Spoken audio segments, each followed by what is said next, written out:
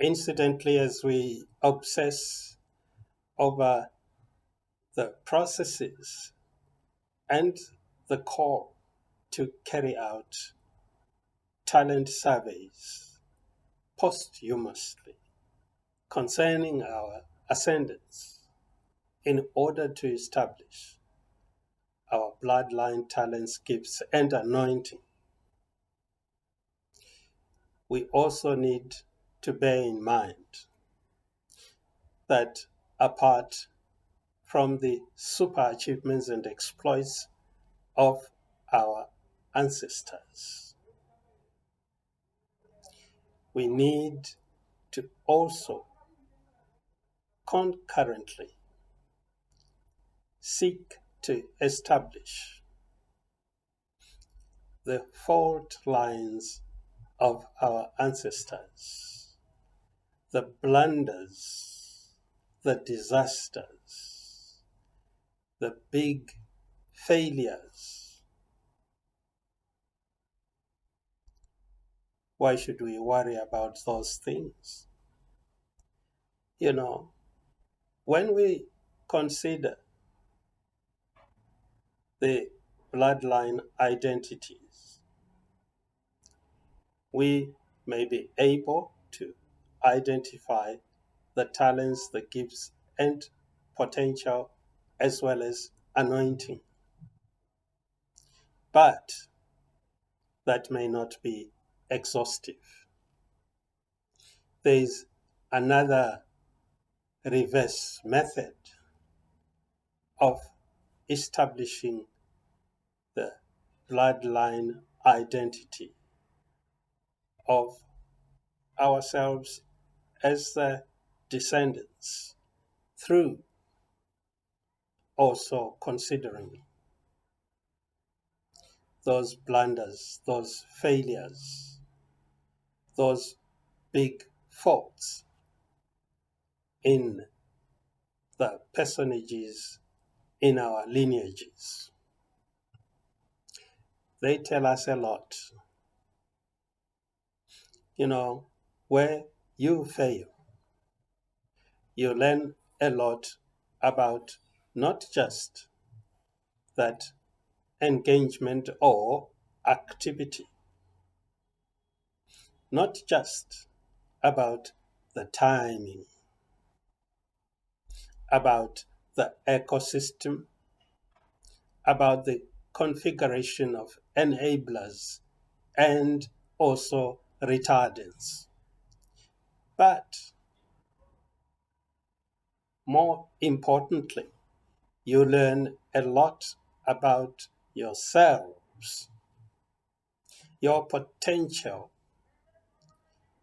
what you are cut out for,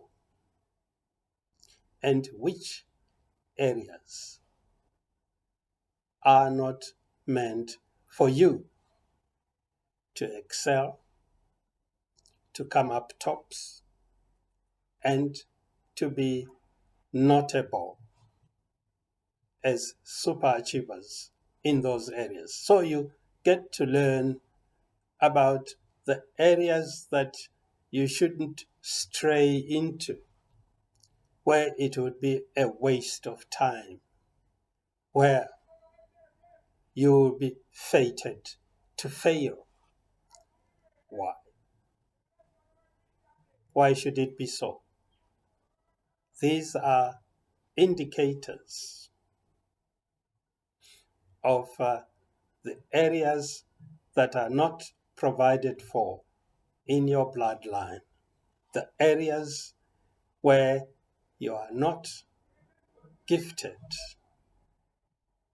to perform in, the areas that you should by all means seek to avoid, to skip, to circumvent, the areas that you should actually leave others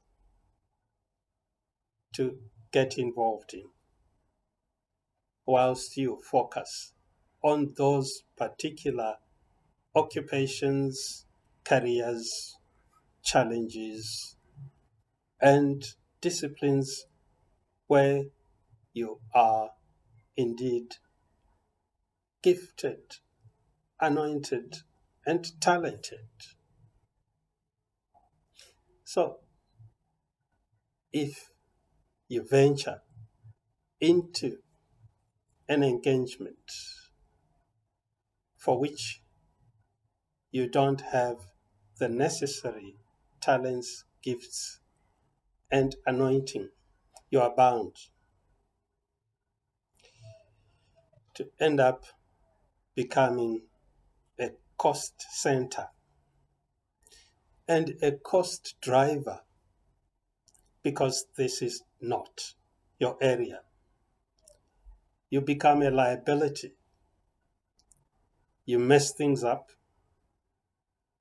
You actually retard progress.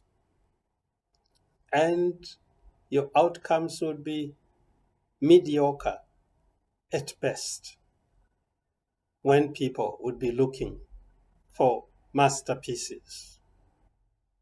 So when you study your lineage and the actors and players in your bloodline who went before you and see some of the areas established, some of the activities in which they are known to have failed dismally to achieve what they would have been targeting as their outcome, then that tells you that you, as a descendant, should also ensure that you avoid investing in those areas,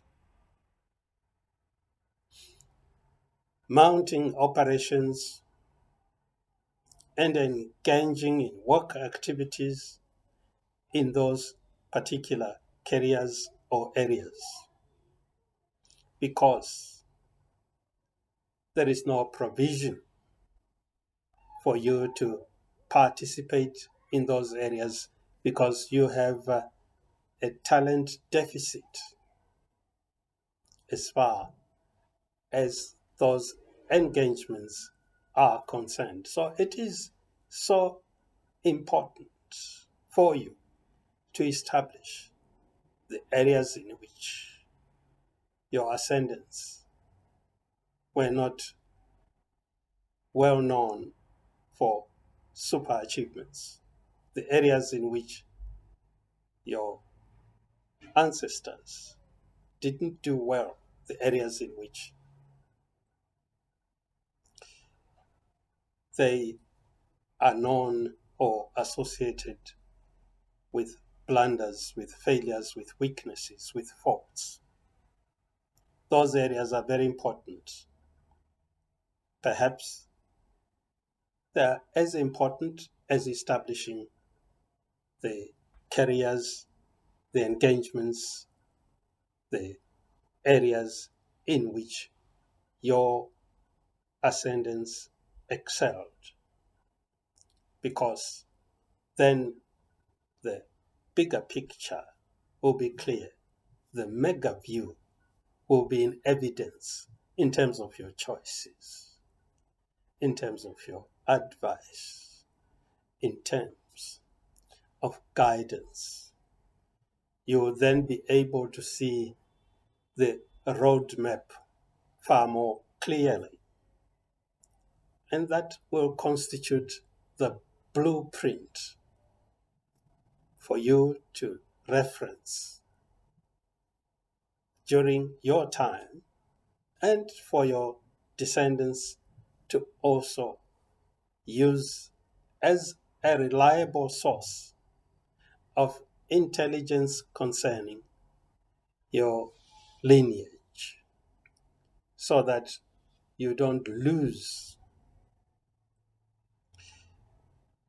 vital information that can guide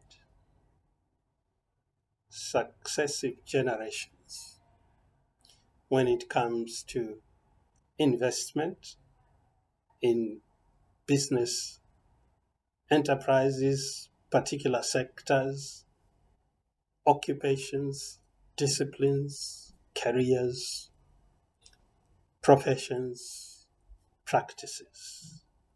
You would have a rich source of information that the succeeding generations can actually rely on.